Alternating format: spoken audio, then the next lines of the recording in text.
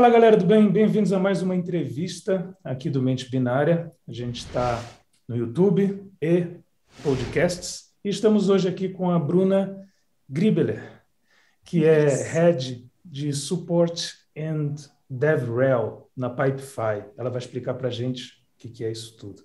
Bruna, bem-vinda, obrigado por topar essa entrevista. Obrigada, eu que agradeço aí pela oportunidade de estar aqui, explicar um pouquinho o que é DevRel também, falar um pouquinho da área de tecnologia. Maravilha. Bom, vamos direto a esse ponto, então. O que faz uma Head de Support and DevRel? O que são essas áreas? O que você faz hoje? Bastante coisa, viu? A área de suporte, então, como vocês já podem imaginar, a área de suporte, a aplicação, né? Então, eu trabalho no Pipefy hoje, né? E basicamente nós temos então uma aplicação que é uma aplicação SaaS. Essa aplicação ela demanda suporte para quando o cliente tem alguma dúvida em relação ao produto, algum problema que ocorre, a gente está lá para auxiliar. Tanto auxiliar na parte técnica quanto na parte de processos de maneira geral, né? Processos que o Pipefy aí pode executar. E a parte DevRel, essa é mais novidade, realmente é uma área bem nova no Brasil, não tem muito, não se fala muito sobre isso, mas a necessidade de se Uhum. falar sobre isso está crescente.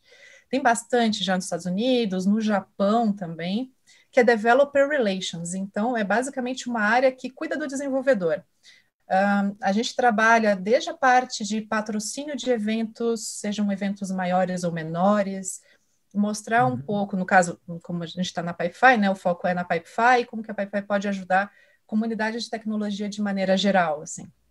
É juntar o desenvolvedor com aquilo que ele gosta. Então, um grande exemplo disso é a comunidade de software livre. A gente sabe quanto é legal contribuir para uma comunidade de software livre, como é Sim. bacana, e tem muita gente que, dos devs mais atuais, assim, que nem viram tanto software livre como a gente viu na nossa época, né?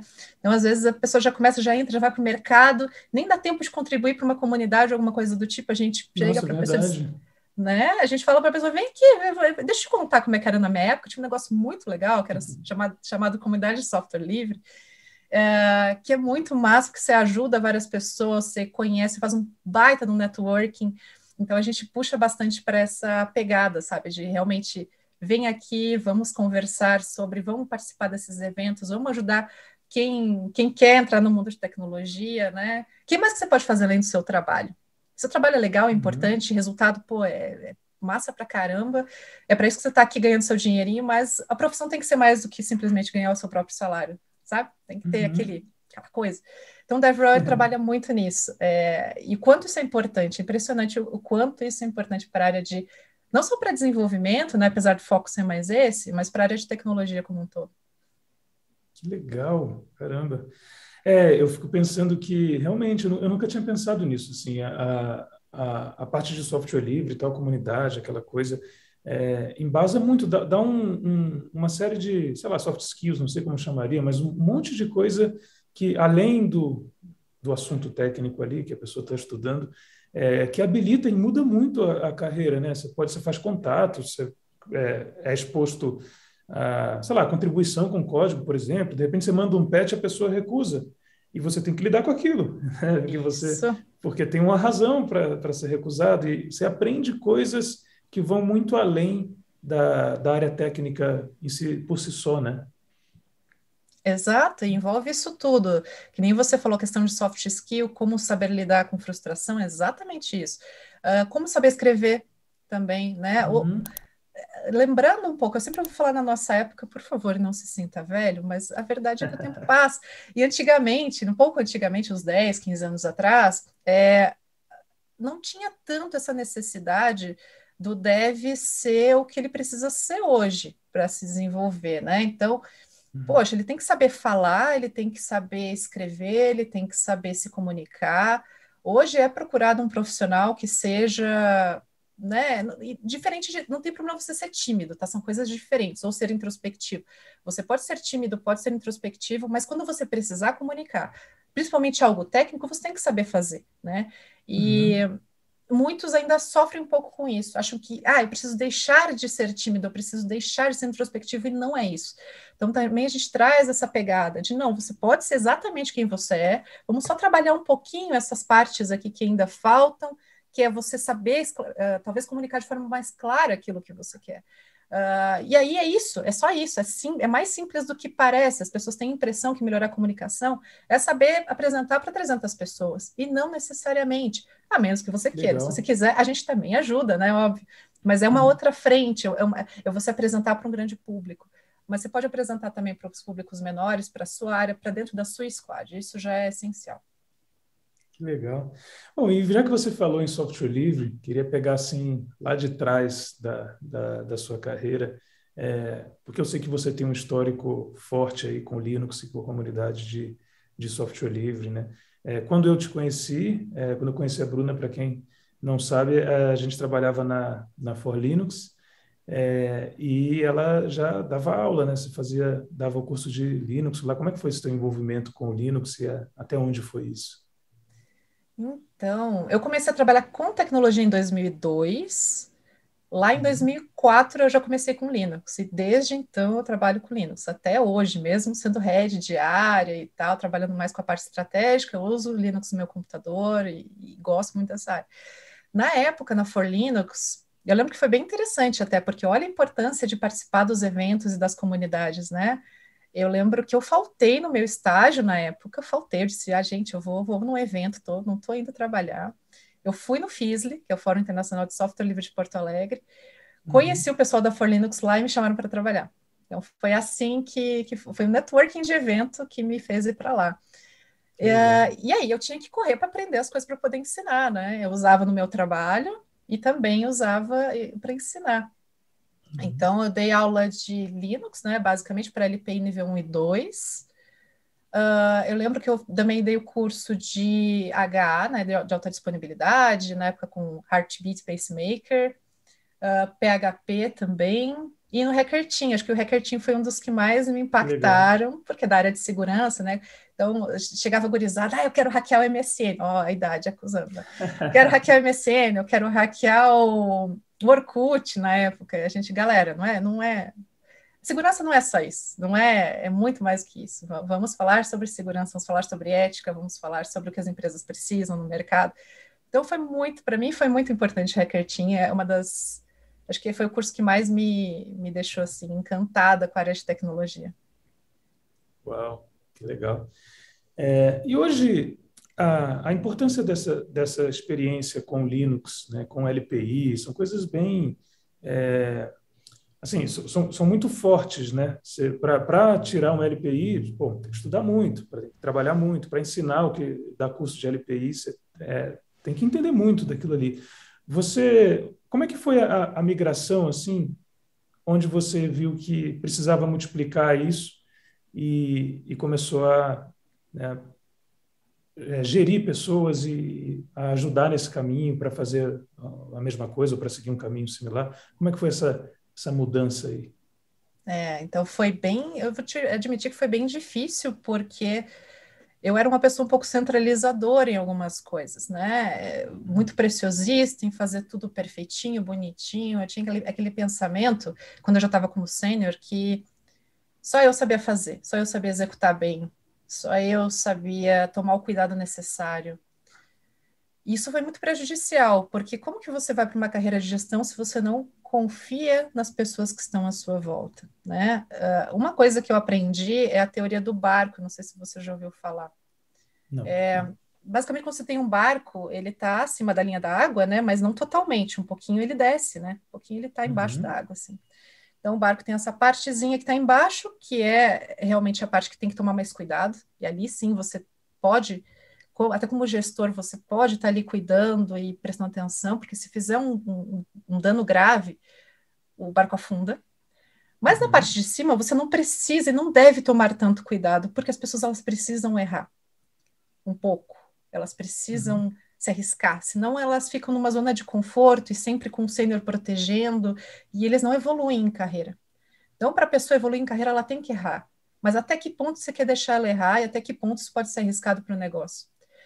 Começando a ter essa visão e entender, eu começava a fazer análise de risco em cima das ações. Então, eu, como sênior, uau, indo para a coordenação, eu pensava assim: beleza, sou coordenadora agora, já estou fazendo papel de coordenação.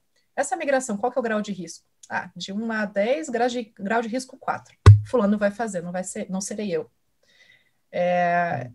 E aí, mesmo ali preocupada, né, olhando de longe, se a pessoa cometesse um erro, eu já pensava no plano A, B e C.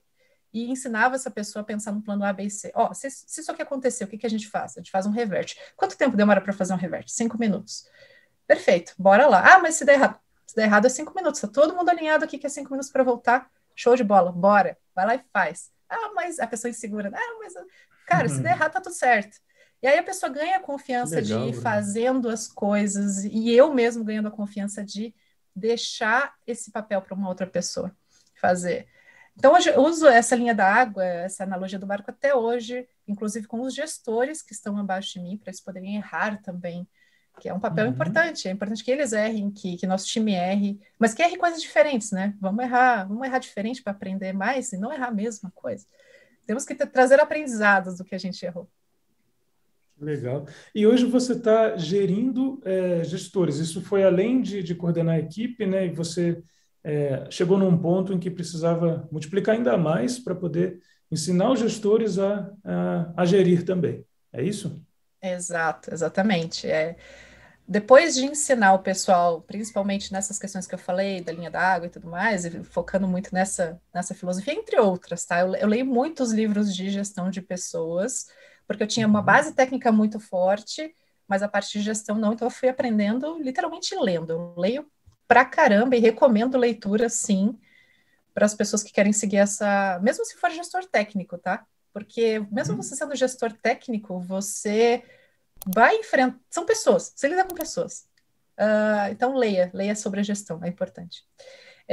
E para gerir gestores é muito parecido, assim, porque você pega tudo aquilo que você aprendeu e que você leu e que você viu outras pessoas fazendo e que outras pessoas erraram, soma isso tudo e leva de conhecimento para os seus gestores.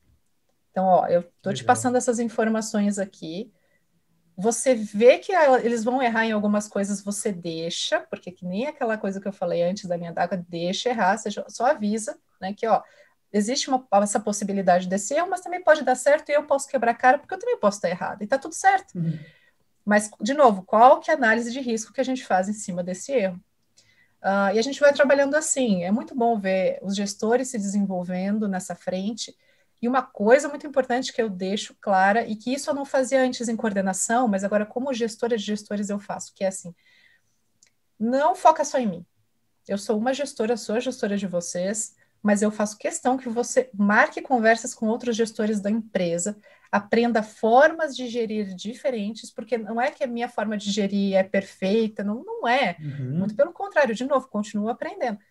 Mas fale com outras pessoas e vai pegando o estilo de gestão de cada um para construir o seu. O seu jeito de gerir não vai ser o meu jeito de gerir, que não é o jeito de gerir de outra pessoa. O meu jeito de gerir são várias pessoas que passaram pelo meu caminho, várias experiências que eu tive. Converse com outros gestores. Eu vejo que em Que muita legal. empresa tem aquela coisa de, não, você só pode falar com o seu gestor, se você falar com outro é meio que traição, assim. Sinal que você não está gostando de me ter como gestor. Gente, vamos parar de ciúminho. A gente é todo mundo adulto aqui. Isso não faz Sim. o menor sentido. Conversem com Nossa, outros gestores total. e falem para eles que, gente, é para aprender outras formas de gerir. Não quer dizer que eu não gosto do seu trabalho. Sim, É básico. Mas eu sim. ainda vejo esse tipo de coisa acontecendo em empresas e, gente, não, pelo amor de Deus. Somos adultos aqui. Senão a gente acaba formando ou tentando formar cópias de nós, né? Quando o papel é ir além, assim, né? Exato. A ideia aquela ideia do aluno superar o mestre, né? Tem que acontecer sempre, assim, né? A pessoa vai para outros caminhos, vai fazer, sei lá, coisas diferentes. Muito legal. Aí, bom, pensando em... Você falou sobre leitura, né? E eu queria levantar um ponto aqui que é sobre educação, porque eu vejo que você tem bastante preparo, né? Você fez muitas coisas. E eu queria saber o que você recomenda hoje em termos de educação. Você já deu a dica de leitura, mas em termos de universidade, de coisas assim, o seu preparo, eu sei que você fez muitas coisas nessa área. O que você acha que seria interessante para que as pessoas façam hoje na linha de educação? Vou estudar o que para a área de tecnologia e qual o meio, né? Como? Exato. um pouco diferente de antigamente, onde você tinha uma universidade, seguia a sua universidade à risca, né? A gente não tinha tanta conteúdo na internet, tanta coisa. Agora a gente tem informação demais e a gente se perde. A gente quer fazer todos os cursos, todas as coisas, não dá tempo e fica eternamente frustrado por não conseguir estudar tudo e sempre acha que vai estar abaixo dos outros.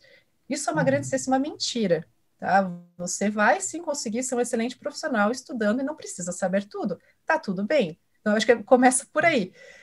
Porque a gente vê o pessoal muito frustrado e eternamente ansioso em função de coisas que não fazem sentido. Bom, acho que na questão de educação, uma coisa que é muito importante é o inglês, é essencial. Ah, mas eu tenho dificuldade com inglês. Tudo bem, não tem problema ter dificuldade com inglês. Não se compare com parece papo de coach, gente, mas isso é muito real, assim, não se compare com os outros, se compare com você mesmo uma semana, um mês atrás. É real isso. Que dica é legal. real. Mas imagina, vou dar um exemplo de coisa de não tecnologia. Quando você está fazendo uma dieta, por exemplo, você está fazendo uma mulher está fazendo dieta com um cara. Normalmente o homem ele tende a perder peso mais rápido. Imagina se eu for competir com um cara por perda de peso ou coisa do tipo. Eu vou me sentir eternamente frustrada. Não é sobre isso, não é a competição um com o outro, é eu comigo mesma. Eu estou conseguindo perder o peso que eu queria, ou ganhar a massa que eu queria, tendo em vista as minhas possibilidades? Sim ou não? É isso, essa comparação. Para o inglês é a mesma coisa, você vai ver que tem gente que consegue aprender inglês muito rápido. E que bom para essa pessoa. Não sinta inveja dessa pessoa, não se compare com ela. A questão é você está fazendo o que é necessário para aprender mais. E o que é fazer necessário para aprender mais inglês? Netflix, YouTube, assiste os vídeos em inglês com legenda em inglês. Ah, mas está muito difícil ainda para mim. Não tem problema. Assiste um episódio de, sei lá, de Friends, com legenda em inglês, com legenda em português, vai lendo, entende o contexto do episódio. Repete o episódio em inglês com legenda em inglês. Você já sabe o contexto. Então, mesmo que você fique boiando em algumas coisas, você está entendendo aquilo. E faz isso de novo, e de novo, e de novo, e de novo. Uma hora você vai aprender. Ah, mas vai demorar mesmo. Vai, a vida é assim, parabéns, bem-vindo. Mas nem por isso você tem que parar de fazer. Vai lá e faz. Então, inglês, assim, é a base para muita coisa. E acredite, dos idiomas é um dos mais fáceis que tem. Se for aprender francês, japonês, mandarim, alemão, esses são um pouquinho mais chatinhos. Mas o inglês, considerando outros idiomas, tende a ser mais simples para aprendizado, então foca no inglês. Em relação a estudos de maneira geral, tem muito curso, tem muita coisa, não se frustre por não fazer tudo. Eu, inclusive, agora, até peço permissão para falar de uma universidade que eu estou estudando agora, que se chama University of the People. Eu quero muito saber sobre ela. A ideia é incrível, na verdade. Como que funciona? É inglês, tá? E por isso que eu digo da importância do inglês como base, porque, infelizmente, só tem nos Estados Unidos, né? Dá para fazer no Brasil? Claro que dá, gente. Fica aí a dica. Quem quiser fazer uma universidade nesse estilo no Brasil, em português ou em espanhol, para expandir para a Latam, faz muito sentido. Basicamente, você é muito parecido com a comunidade de software livre, acho que é por isso que eu me encantei tanto com a ideia. Você, como aluno, também é professor. Você tem as atividades da semana, usa o Moodle, inclusive, que era uma ferramenta que a gente usava na Folha de Cursos, sim, a gente usava para dar e receber aula lá, sim. Exato. E aí, você como aluno, parte da sua nota é a correção dos trabalhos dos colegas. Você tem que aprender a dar feedback construtivo, ter um olhar analítico e não julgador em cima do trabalho do coleguinha.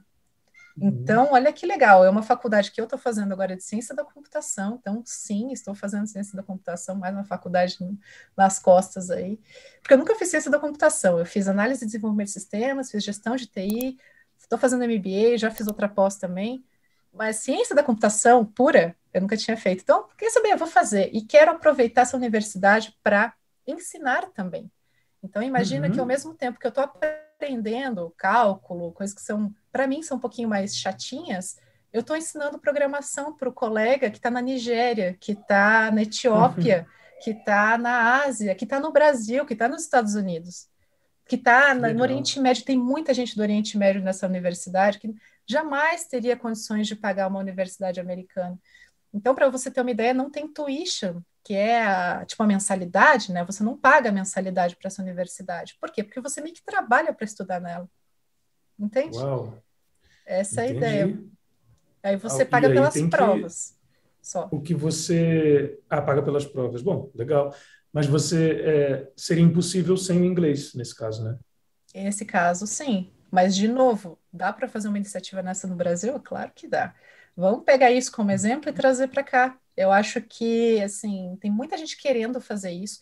Para você ter uma ideia, os professores da University of the People são professores de Harvard, de Berkeley, do MIT, que pegam ali 2 horinhas da sua semana para ajudar e contribuir, 2 horinhas, mas 2 horinhas caras, né?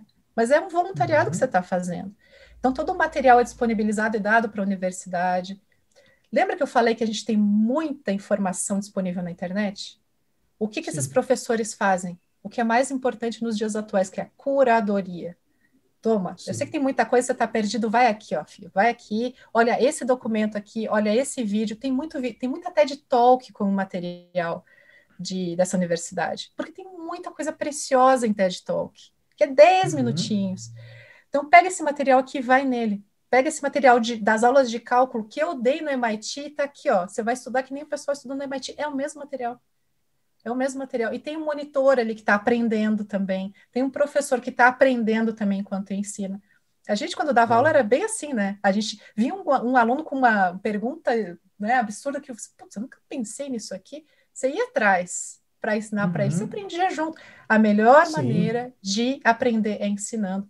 E essa universidade traz isso. Por isso que eu fiquei tão encantada com o modo de ensino deles. Que legal. Bom, Bruna, parabéns. Parabéns por esse trabalho. Acho que por tudo, né? Por ser tão dedicada com as pessoas e se manter estudando, se manter trazendo coisas novas. Eu acho que quem está ouvindo ou assistindo a gente aí gostou muito, vai sair dessa entrevista com muitas dicas preciosas, né, de carreiras, de estudos, com tudo que você falou. Achei fantástico, fantástico. Queria te agradecer muito por esse tempo, né, por dedicar isso para falar para o nosso público, para os nossos ouvintes, né, de tecnologia, dar essas dicas valiosíssimas para eles. Muito obrigado. Não, eu que agradeço e, por favor, fiquem à vontade para adicionar no LinkedIn, fazer perguntas, eu respondo. Se for muita gente, vai ter uma filinha, tá, para responder devagarinho, mas, se, Uhum. assim, de verdade, eu sou muito disposta a ajudar pessoas em carreira de maneira geral, então é só chegar, perguntar, estou aqui para ajudar. Maravilha, a gente vai colocar na descrição do vídeo do YouTube, então, as suas redes, tudo bem? Tá bom, perfeito. Beleza, então. Bom, gente, era isso. Entrevista maravilhosa com a Bruna Gribler. Muito obrigado a ela. Obrigado a você que está ouvindo aí também e assistindo. Espero que você use, né, as dicas da Bruna para a sua carreira. E se tiver alguma dúvida, fala com ela, comenta no vídeo. Estamos aí para ajudar. Ela já se dispôs a ajudar. Muito obrigado. Até a próxima, então, e tchau.